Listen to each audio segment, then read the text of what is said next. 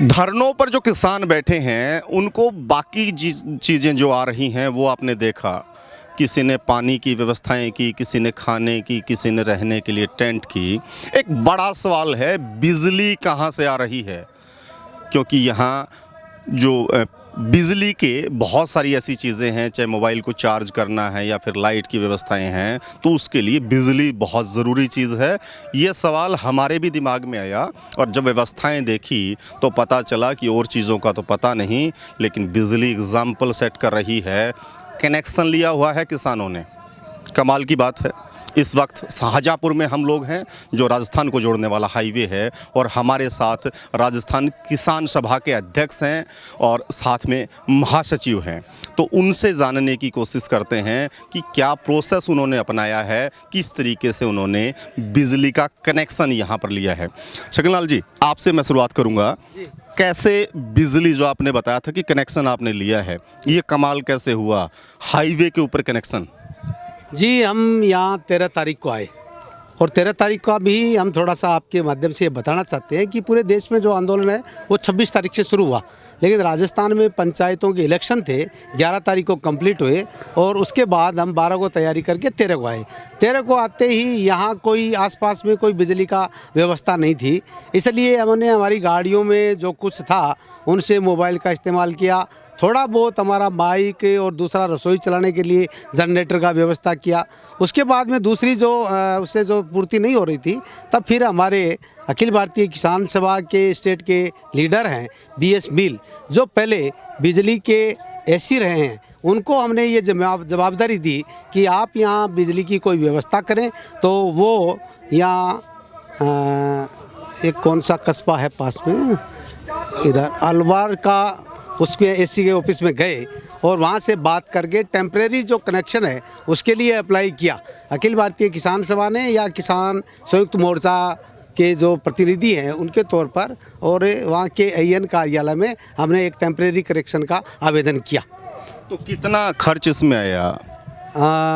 बिजली का हमारे 7,602 रुपया हमने वहाँ रसीद जमा करवाई, और उसके बाद में जो सामान है वो थोड़ा देना उससे उधर, ये बाज़ार से हम अब लगभग 1 लाख रुपये का सामान अभी लेके आए हैं।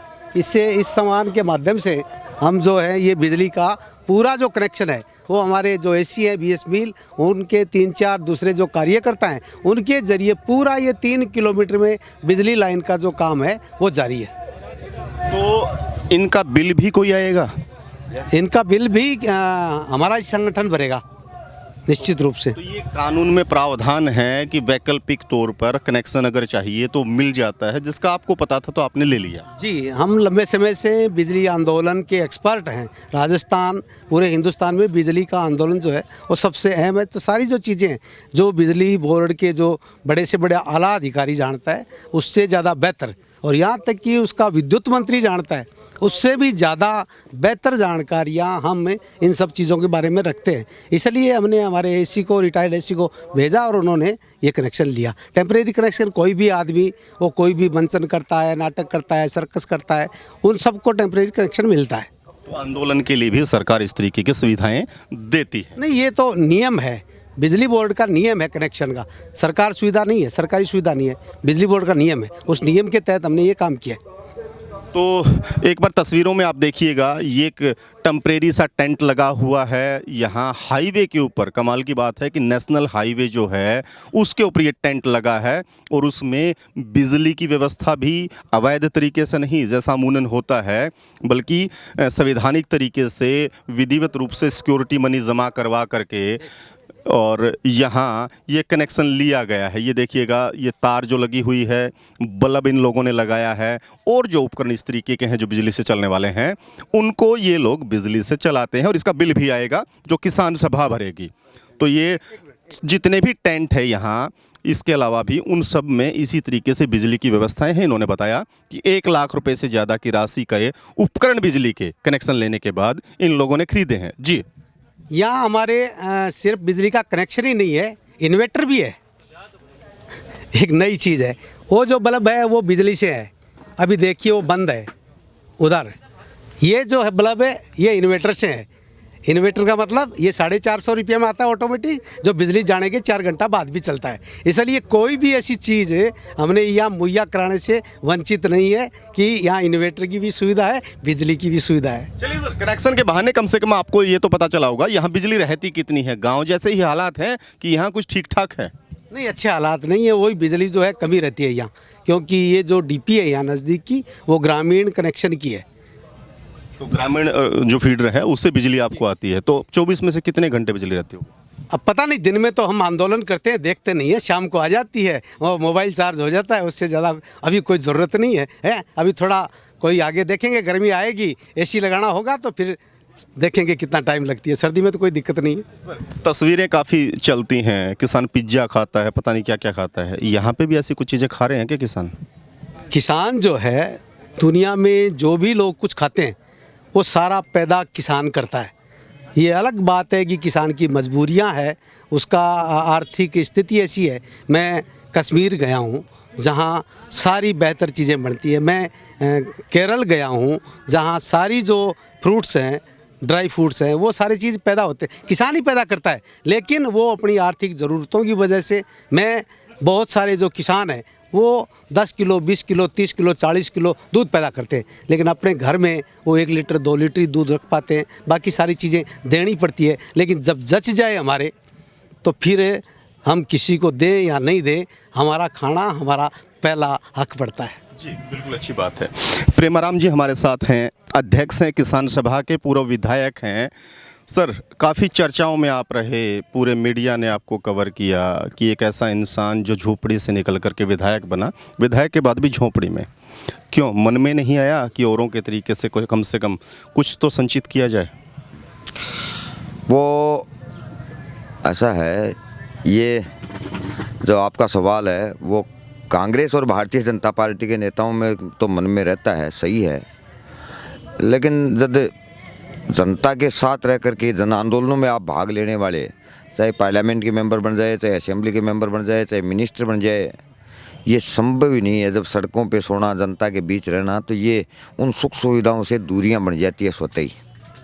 सर, हरियाणा की बात करूं, पंजाब की बात करूं, विधायक के पीए का पड़ोसी भी अपने आप को बड़ा वीआईपी फील करता है। पूरा विधायक के बाद आप फिर किसानों की लड़ाई लड़ रहे हैं प्रदेश में, क्यों? वो तो तय है, हम किसान संगठन बनाते हैं और किसान के घर पैदा हुए हैं, इसलिए किसान की जो परेशानियां हैं उनको दूर करने के लिए किसान को संगठित करने का काम करते हैं। कोई ये आंदोलन थोड़ी है। चाहे पहले आपने देखा राजस्थान में बिजली की सवाल पे लड़ाई लड़ी, हमारे अखिल भारतीय किसान सभा के नेतृत्व में पूरे राजस्थान में यही वसुंधरा जी की भारतीय जनता पार्टी की सरकार थी।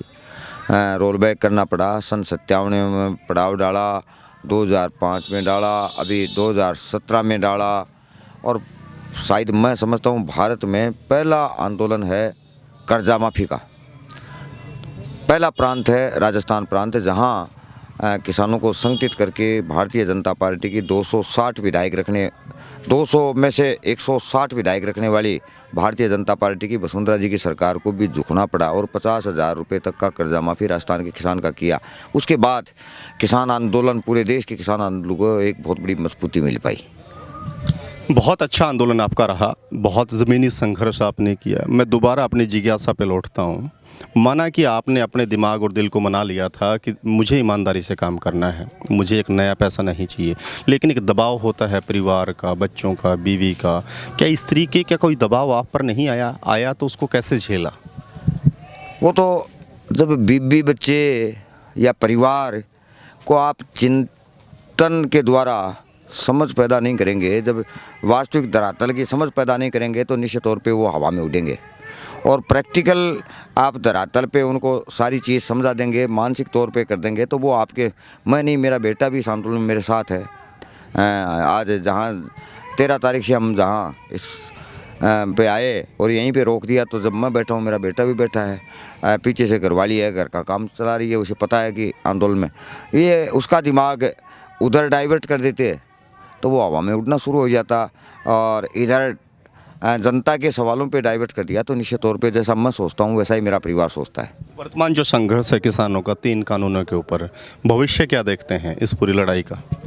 ये लड़ाई मैं क्या भविष्य देखूंगा, ये लड़ाई तो न केवल 3 काले कानूनों का सवाल है, न केवल इस आंदोलन का सवाल है, ये आंदोलन जनता का आंदोलन बन गया। और जिस तरह से हमारे देश में ईस्ट इंडिया कंपनी अंग्रेजी हुकूमत के खिलाफ भारत की आज़ादी की लड़ाई में जिस तरह से लोगों ने संघर्ष किया, आज पूरे भारत देश में यही सवाल है। और इन आंदोलनों का भविष्य ये है कि आने वाले टाइम में एक नए भारत का निर्माण होगा। जिस तरह से अंग्रेजी हुकूमत के खिलाफ देश के लोगों ने लड़कर के संघर्ष किया, अंग्रेजी हुकूमत को दफन किया, ठीक उसी प्रकार से जो उदारीकरण, वैश्वीकरण, निजीकरण की नीतियां हैं, सरकारें चाहे किसी की भी हो, इन नीतियों से सरकारों को 2 कदम पीछे हटना ही पड़ेगा, इसके अलावा दूसरा कोई रास्ता नहीं है। जमीनी संघर्ष करने वाले जितने नेता और कार्यकर्ता है, एक दिमाग में रहता है जन चेतना के लिए वो लगातार दौड़ते रहते हैं, बट कसक होती है कोई एक ऐसा मौका आए जब पूरे देश भर में एक लहर फैले, हर आदमी जागरूक हो और वो अपने हकों को लेना सीख जाए। क्या लगता है कि ये वो मौका है जिसका सपना लोग देखते आए थे? आपका सवाल थोड़ा मैं इसको अलग से समझता हूँ। जैसे कांग्रेस ने लंबे टाइम शासन किया, ये सही है, भारत की आज़ादी की लड़ाई के दौरान महात्मा गांधी अगुवाई कर रहे थे। कांग्रेस ने आज तक महात्मा गांधी के नाम पे ही वोट मांग करके, और कांग्रेस का कोई उसके बाद कोई संघर्ष नहीं है। फिर कांग्रेस के नेताओं ने अपना घर भरने का, जो आपने पिछला सवाल किया था, अपनी भौतिक आवश्यकताएं पूरी करने का काम किया, और उसी का परिणाम था कि कांग्रेस जो कभी लोक कल्याणकारी सरकार का नारा दिया करते थे, उसी कांग्रेस के मनमोहन सिंह जी के शासनकाल में निजीकरण की नीतियों पे उन नीतियों को ही पलट दिया। तो इसके बाद भारतीय जनता पार्टी भी उसी में थी। फिर कांग्रेस ने वोट बैंक, जैसे पूरे देश में माइनॉरिटी है या शेड्यूल कास्ट, वोट बैंक के रूप में रहा।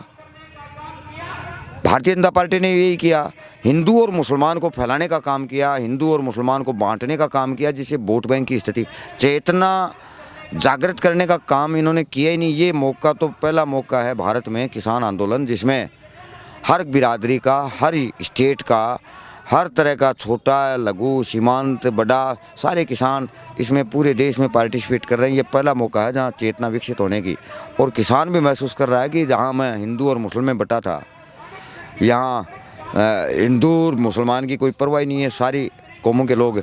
मोदी जी और भारतीय जनता पार्टी ने जो 6 साल में मीडिया के द्वारा जो प्रचार किया था, उसका शायद मैं समझता हूँ ये आंदोलन बहुत बड़ा जवाब है। कांग्रेस और बीजेपी दोनों में से क्या मानते हैं, कौन ज़्यादा खतरनाक है? ये तो दोनों मेरी समझ में तो एक ही है। जहाँ से मैं चुनाव लड़ रहे हैं, हमारे वहाँ तो जब भारतीय जनता पार्टी और कांग्रेस, चाहे पार्लियामेंट है, चाहे असेंबली है, और चाहे पंचायत समिति है, एक जगह वोट डालती है। अभी पंचायत राज संस्थाओं के चुनाव हुए हमारे इलाके में, 41 वार्ड है पंचायत समिति के, 19 CPM से जीत करके हम आए। उन दोनों पार्टियों का हमसे ज़्यादा 23 हो गया। दोनों ने एक जगह वोट डाल करके प्रधान बनाया ना, हमें रोकने के लिए। इसलिए फ़र्क तो वो दोनों ही दी सेम है, एक ही हैं, बट मौके की ज़रूरत हो। मंदिर का ताला खुलवाने वाला राजीव गांधी था, कांग्रेस थी, और मंदिर के नाम पे लोगों को विभाजित करने वाली भारतीय जनता पार्टी। दोनों वो सॉफ्ट हिंदुत्व पे चलती है कांग्रेस, और ये हार्ड हिंदुत्व पे चल रही है। दोनों एक ही है, दी सेम है, आर्थिक नीतियाँ सेम है, और समाज को विभाजित करने की नीतियाँ सेम है, और जनता को लूटने वाली नीतियाँ भी सेम है। दोनों दी सेम रास्ते से दौड़ रही है। बहुत बहुत शुक्रिया सर आपका हमें समय देने के लिए। तो ये आपने देखा कि किस तरीके से एक स्टोरी हम लोग कवर कर रहे थे, लेकिन 2 बड़े नेता इस बहाने हमें मिले कि किसान कुछ भी मुफ्त में नहीं ले रहा है, खा वो रहा है जो उसने पैदा किया है, और यहाँ अगर बिजली की ज़रूरत पड़ी तो कनेक्शन लेकर के बाकायदा रीडिंग के माध्यम से यहाँ बिल अदा करने का काम कर रहा है। किसान आंदोलन से जुड़ी ही तमाम खबरें और अपडेट के लिए जुड़े रहें द एग्रो के साथ, अपने सहयोगी किस्मत राणा के साथ। मैं रुद्रा राजेश कुंडू, दिल्ली बॉर्डर।